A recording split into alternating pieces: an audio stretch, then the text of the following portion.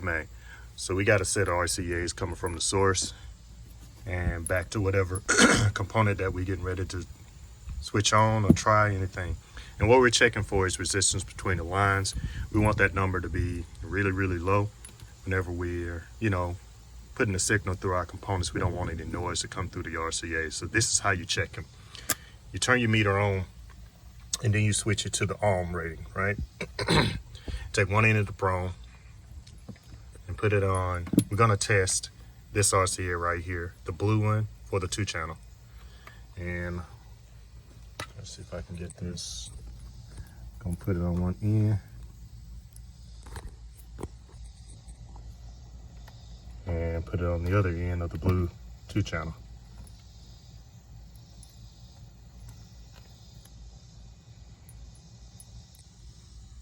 That's what we want. We want a really low number, as low as possible. So 0.6 is good, nothing above 1 when you're doing this test. Now, let's look at this RCA right here. Look at it. What do you think that one's gonna read? Well, let's find out.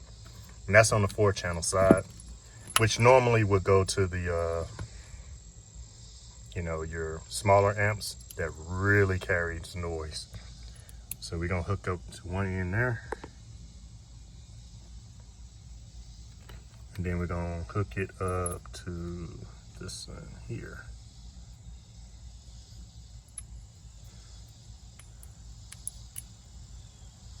And there you go. That's a noisy channel.